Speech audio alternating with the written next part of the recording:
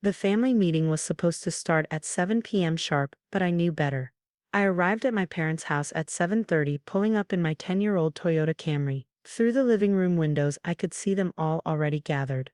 Mom, Dad, my brother Marcus, his wife Stephanie, Aunt Sarah, Uncle Pete, and even my cousins James and Lisa. They were huddled around the dining table like a corporate board about to vote on a hostile takeover.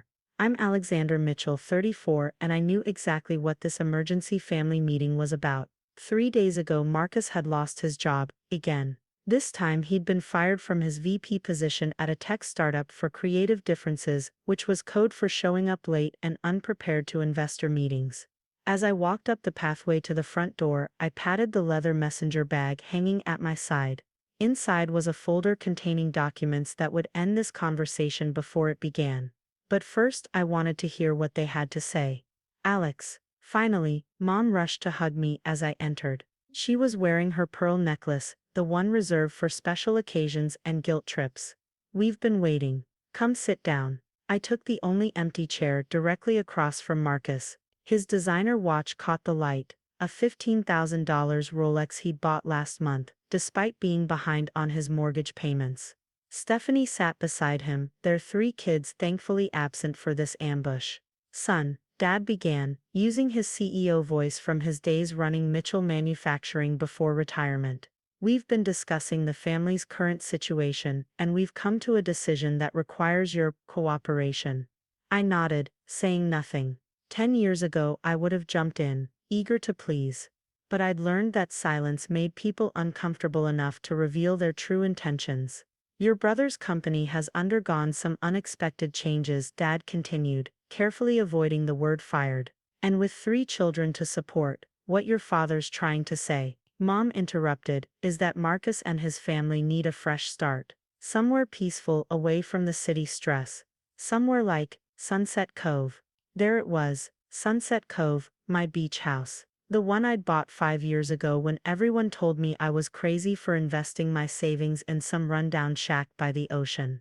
It's perfect, Aunt Sarah chimed in. The schools there are excellent and the children would have so much space to play. I looked at Marcus, who was studying his manicured nails. He hadn't said a word yet, letting the family do his bidding. Classic Marcus. The house has 4 bedrooms, Stephanie added, speaking for the first time.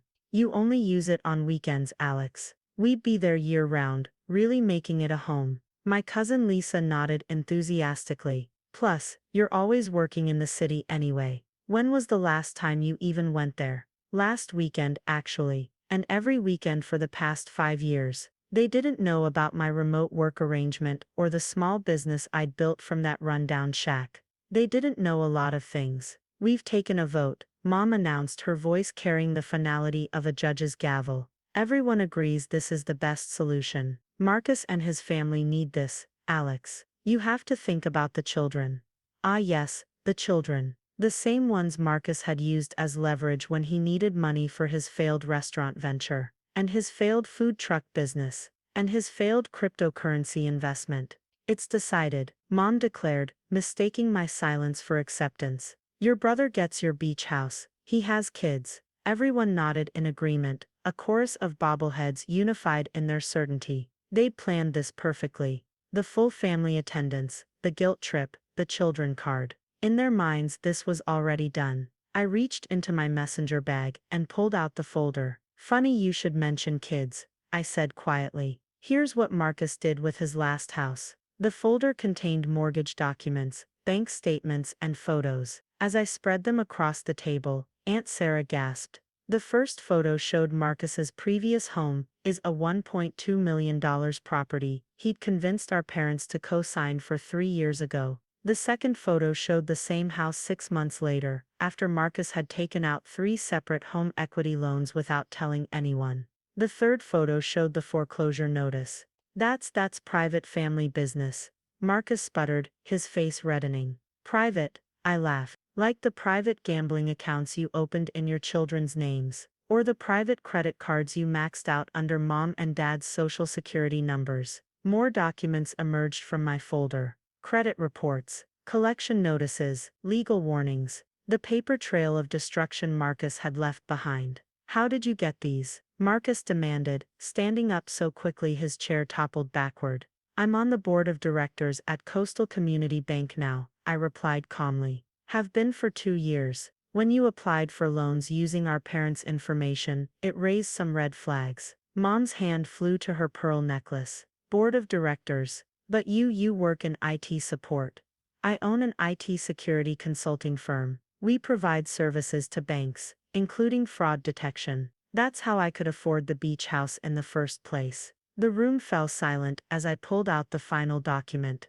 A detailed report of Marcus's gambling activities over the past 5 years. Nearly $700,000 lost, most of it borrowed money. Alex, Dad's voice had lost its CEO authority. Why didn't you tell us? Would you have believed me? Every time I tried to warn you about Marcus's schemes, I was called jealous, unsupportive, cold-hearted. Stephanie was staring at the gambling records, her hands shaking. The children's college funds, she whispered. You said they were in secure investments. Marcus's face had gone from red to pale. I was going to win it back. I had a system, like your system for the restaurant, or the food truck, or the crypto investments. I stood up, gathering the documents. The beach house isn't just my weekend getaway, it's my company's headquarters. We employ 30 people there now, all local residents. We're the largest private employer in Sunset Cove. Mom was crying silently, Dad's arm around her shoulders.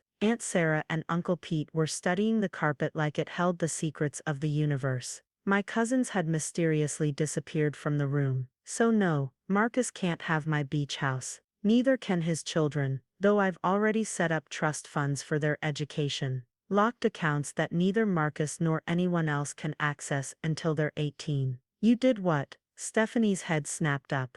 $50,000 for each child, invested conservatively. Because they shouldn't suffer for their father's choices. Marcus lunged across the table, but Uncle Pete caught him before he could reach me. You smug bastard, he shouted. You think you're better than me. You and your perfect little business. I picked up my messenger bag, suddenly tired. No, Marcus, I just think before I act. And right now, I'm thinking it's time for everyone to face reality. Alex, please. Mom stood up, tears streaming down her face. We can work this out as a family. We can, I agreed. But first, Marcus needs professional help. I've already spoken to a gambling addiction counselor and a financial advisor. They're expecting your call. I placed 2 business cards on the table. Until then, I've flagged all your accounts. No more loans, no more credit cards, no more enabling. You can't do this to me. Marcus struggled against Uncle Pete's grip. I'm not doing this to you. I'm doing this for you. For your children, for our parents who've sacrificed everything to keep bailing you out. I headed for the door, then turned back one last time. The beach house isn't for sale or transfer. But when you're ready to actually change your life, my door is always open. I walked out into the cool evening air, leaving behind the sounds of Marcus's protests and Mom's sobs. My phone buzzed, a text from my operations manager at Sunset Cove. Team finished the new security system installation, ready for Monday's client meeting. I smiled, getting into my Camry. They'd never understood why I kept this old car when I could afford better. They'd never understood a lot of things about me. But maybe now, finally they would start to learn. The next morning, my phone started ringing at 6 a.m. First Mom, then Dad, then Aunt Sarah. I let them all go to voicemail. They'd had years to listen to me. Now it was my turn to decide when and how we'd talk. I drove to Sunset Cove, watching the sunrise paint the ocean in shades of gold. The rundown shack had transformed into a modern office complex, its solar panels glinting in the morning light. My employees would start arriving soon. Local people who'd been given a chance to build careers in tech without leaving their coastal hometown. As I parked in my usual spot, not the reserved CEO space, but a regular spot among my team, I saw Stephanie's number flash on my phone. This call, I decided to answer. The counselor, she said without preamble. The one you recommended. Does the offer still stand? Yes, I replied. For all of you. There was a long pause. Thank you, Alex, not for the house, but for caring enough to say no. I ended the call and walked into my office. The ocean breeze carrying the salt smell I'd grown to love. On my desk was a framed photo, not of family vacations or holiday gatherings, but of the first team I'd hired here. Local kids with community college degrees and a hunger to learn. They'd helped build this company while Marcus was chasing get-rich-quick schemes. My assistant knocked on the door. "Your 9 a.m. is here early. The venture capital team. Send them in," I said, straightening my tie. "And Sarah, cancel my dinner plans for tonight. I think I'll be having a long conversation with my family instead." She nodded, understanding in her eyes. She'd been one of those first hires, now running our entire administrative division. As I prepared to meet with potential investors, I thought about the folder in my messenger bag. I hadn't shown them everything. Like the trust I'd set up for Mom and Dad's retirement, or the therapy sessions I'd prepaid for Marcus. Sometimes being called cold-hearted meant being strong enough to do what was right, not what was easy. The investors walked in, all expensive suits and firm handshakes. They'd driven down from the city, probably expecting to find a small-town IT operation they could easily acquire. "Welcome to Sunset Cove Technologies," I said, gesturing to the ocean view behind me. "Let me show you what we've built here." And as I launched into our presentation, I couldn't help but smile. Sometimes the best revenge isn't confrontation or humiliation. Sometimes it's simply building something meaningful while others are too busy tearing things down. The next week unfolded like a carefully orchestrated symphony of chaos. My phone buzzed constantly with messages from various family members, each playing their assigned role in this drama. Monday morning started with a series of texts from Marcus. "You think you're so perfect. Did you have to humiliate me in front of everyone? I'll show you what real success looks like." I was in the middle of a team meeting when Dad called. Unlike Marcus's threats, his voice carried the weight of genuine concern. "Son, your brother's selling his Rolex collection, all of them. Says he's starting a new business venture." I muted my microphone on the video call. "Let me guess, cryptocurrency again." "No," Dad sighed. "He's talking about opening a chain of beach clubs. Says he knows people who'd be interested in Sunset Cove's shoreline." My team was discussing our new cybersecurity contract, but my mind raced ahead to what Marcus might be planning. He'd always been creative when it came to revenge. "Dad, make sure he doesn't use your information for any loan applications. And tell Mom to check her credit cards." "Already done," he replied, surprising me. We took your advice. Met with the financial advisor yesterday. Alex, we had no idea how bad things were." The vulnerability in his voice made me pause. My father, the former CEO who'd built a manufacturing empire from scratch, sounded lost. "How's Mom taking it?" She's angry. Not at you," he added quickly. "At herself. At me. We enabled this for so long." After the call, I pulled up the security feeds for the beach house. Sure enough, there was Marcus, walking along the property line, with two men in expensive suits. Even from the camera angle, I could see him gesturing expansively, probably spinning tales about beachfront developments and exclusive memberships. I texted my property manager, "Increase security patrols. My brother's planning something." The response came quickly, "Already on it." He tried to schedule a property viewing with a potential investor this morning, claimed to be a co-owner. I was about to respond when my assistant Sarah knocked. "Your sister-in-law is here," she said, her expression carefully neutral. "With the kids." Stephanie stood in the reception area, looking smaller than I remembered. Her designer clothes had been replaced by simple jeans and a sweater. The children, Anna 10, Lucas 8, and little Sophie 5, clustered around her legs. "Uncle Alex." Sophie broke free, running toward me with the unrestrained enthusiasm only a 5-year-old can muster. "Daddy said you live in a castle by the sea." I picked her up, noting how Stephanie flinched at the mention of Marcus. "Not quite a castle, squirt. But how about a tour?" The next hour was spent showing my nieces and nephew around the office. They marveled at the 3D printers, played with the VR headsets in our testing lab, and pressed their faces against the windows overlooking the ocean. When Sarah took them to the break room for ice cream, Stephanie finally spoke. "Marcus emptied our joint accounts yesterday. All of them." I led her to my office, closing the door. How much? Everything except the children's new trust funds, the ones you set up. He couldn't touch those. She twisted her wedding ring. He says he has investors, that he's going to show everyone what real success looks like. The beach club's idea, she nodded. He's been meeting with some people. I don't like them, Alex. They're not legitimate businessmen. One of them mentioned something about offshore accounts and shell companies. I pulled up the security footage from earlier. These men. Stephanie leaned forward, then recoiled. Yes, the one on the left. Marcus says he's a real estate developer, but I overheard them talking about cleaning money through property investments. I need you to tell me everything you've heard, I said, reaching for my phone. But first I'm calling my lawyer. We need to protect you and the kids. Just then my computer pinged with an alert. Someone was attempting to access our company's financial records using Marcus's old password, one he'd seen me type in years ago when I'd helped him with his laptop. He's trying to hack us, Stephanie whispered, reading the alert. Not very well, I muttered, typing quickly. But his new friends might be more sophisticated. I called an emergency meeting with my security team, leaving Stephanie with Sarah and the children. Within an hour we traced the access attempts to a cyber cafe in the city. The security cameras there showed Marcus with one of the men from the beach, hunched over a laptop. Should we call the police? My head of security asked. I shook my head. Not yet. Let's see what they're really after. Over the next few hours, we tracked their digital footprints. They weren't just targeting my company. They tried to access the property records for Sunset Cove, the local zoning board,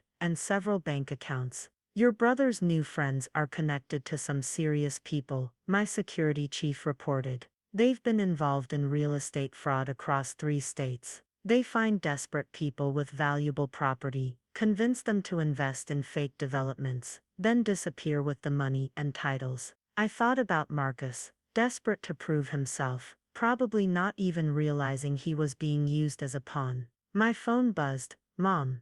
Alex, you need to come to the house right now. Marcus is here with his business partners. They're talking about some kind of family investment opportunity. Your father, I'm worried he's considering it. Don't sign anything, I said, already grabbing my keys. I'm on my way. The drive to my parents' house took 20 minutes. I spent it making calls, first to my lawyer, then to a friend at the FBI, who specialized in financial crimes, and finally to Uncle Pete, who'd always been the voice of reason in family disputes. When I arrived, the scene in the living room was eerily similar to our family meeting a week ago. But this time, Marcus stood at the head of the table, pointing to glossy brochures showing luxurious beach clubs and yacht marinas. Alex, he said with fake enthusiasm. Perfect timing. I was just showing Mom and Dad how we can turn your little IT operation into something really profitable. The 2 men from the beach were there, looking polished and professional in their expensive suits. One of them stepped forward, hand extended.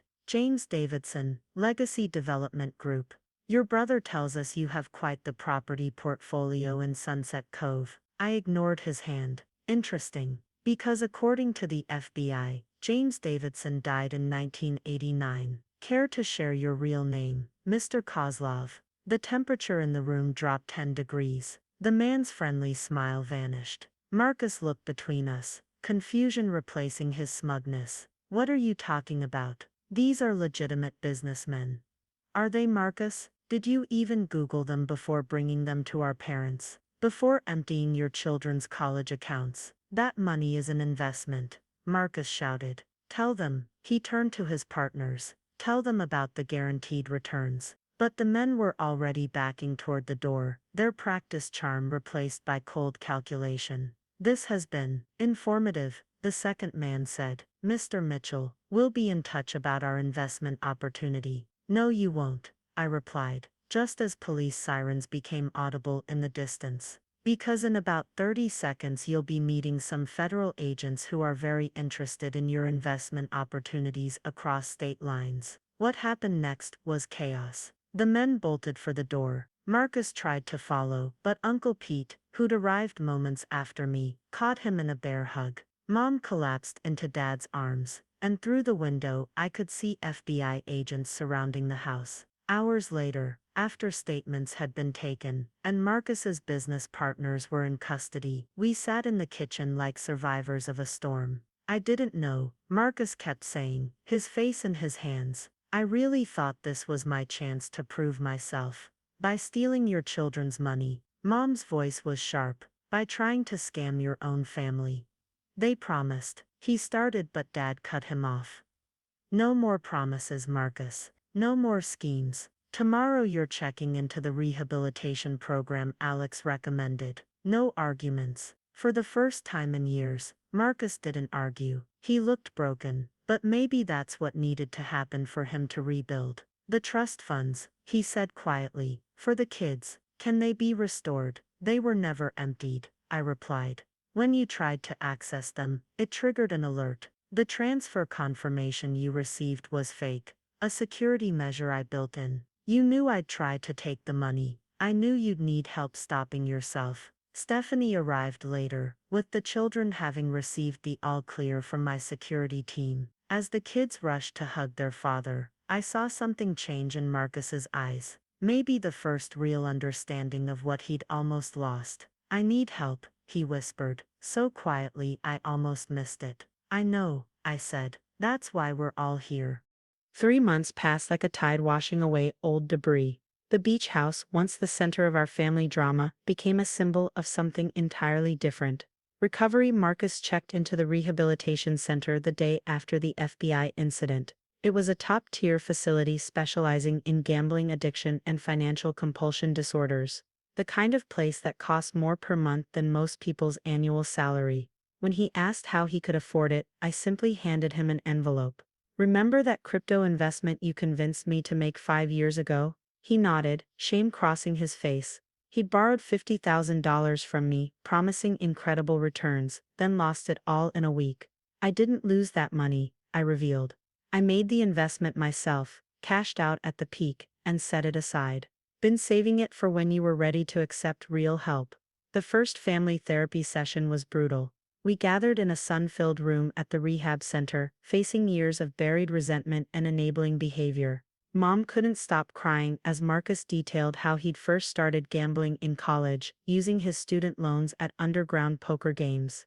I always thought I was one big win away from making you proud, he told Dad. From being the successful son you wanted. Dad, who'd spent decades trying to mold his sons into his image of success, broke down for the first time I could remember.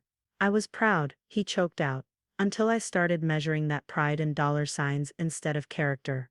Meanwhile, I threw myself into reorganizing our family's financial structure. With my parents' permission, I set up a comprehensive trust system. Their assets were protected, but more importantly, there were accountability measures in place. No one person, including me, could make major financial decisions without multiple approvals. Stephanie found her own kind of strength during this time. She went back to school, taking online courses in business administration. 3 nights a week, she worked at our office, learning the operations side of the company. I never wanted the luxury cars or designer clothes, she confided one evening as we reviewed quarterly reports. I just didn't know how to tell Marcus that his dreams were destroying us. The children adapted with the resilience only kids can muster. We established a routine. Every Saturday, they'd spend the day at the beach house while Stephanie attended her classes. I taught Emma basic coding. Lucas discovered a passion for marine biology through our office's ocean monitoring systems, and little Sophie appointed herself the official greeter for our weekend staff. One particular Saturday, as I watched the kids building sand castles through my office window, Marcus called from rehab. The therapist thinks I'm ready for day passes, he said, his voice steadier than I'd heard in years. Would it be okay if I came to see the kids at the beach house? I thought about our security protocols, the business meetings we conducted here, the trust we'd built with our clients. Yes, I said finally, but with conditions. The conditions were simple. He'd be accompanied by his counselor, the visits would be supervised, and he'd have to attend family therapy sessions with Stephanie before any solo visits were permitted. Thank you, he said, then hesitated. Alex, about those men, the ones who wanted to scam the family. The FBI handled it, I assured him. Their organization was shut down last month. Turns out our case helped crack a 3-year investigation. No, it's not that, I need to tell you something. They approached me first, weeks before the family meeting about the beach house. They knew everything about our family, about your company. Someone had done research. My blood ran cold. Who? Cousin James, Marcus admitted. He's been working with them for months. That's why he and Lisa disappeared during the family meeting when you showed those documents. They knew their cover was blown. This explains some anomalies our security team had detected. Attempts to access our systems that seemed too sophisticated for Marcus or his scammer friends. Are you telling me this because you want to make things right? I asked, or because you're still hoping to prove something? The old Marcus would have gotten defensive, angry. This version took a deep breath. I'm telling you because I need to stop hiding things. The therapist says secrets are like poison. They keep us sick. After the call, I contacted my FBI friend again. Within days, both our cousins were brought in for questioning. The family was rocked by another scandal, but this time felt different. We faced it together, no secrets, no enabling. 6 months after the failed beach house takeover, we held a different kind of family meeting. This time at Sunset Cove, with the ocean providing a calming backdrop to what needed to be said. Marcus stood before the family, 6 months sober from gambling, looking both humbled and somehow stronger. I owe each of you an apology, he began. Not just for the money or the lies, but for making you believe that loving me meant supporting my self-destruction. He turned to face me directly. Alex, you weren't cold-hearted for refusing to give me the beach house. You were the only one brave enough to show real love. The kind that says no when no is needed. Mom dabbed at her eyes with a tissue. Dad squeezed her hand, his own eyes suspiciously bright. I'm not asking for trust, Marcus continued.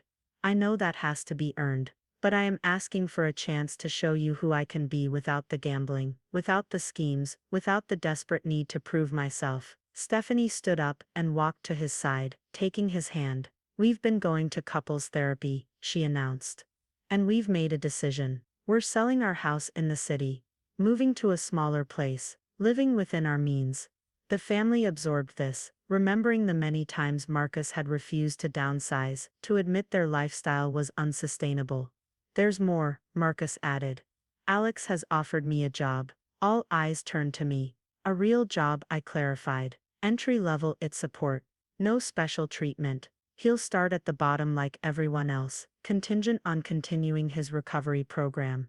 But the beach house, Mom started, stays exactly as it is.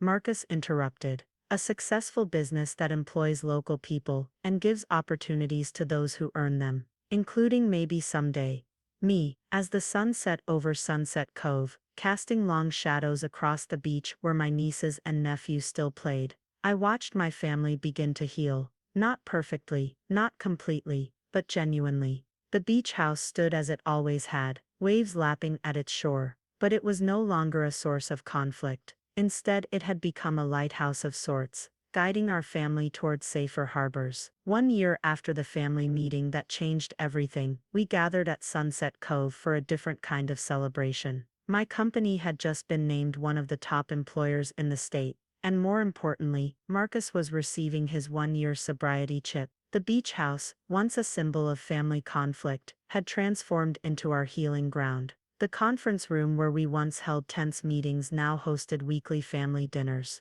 The children had their own designated study area in the building's east wing, where Emma was already teaching her younger siblings basic programming.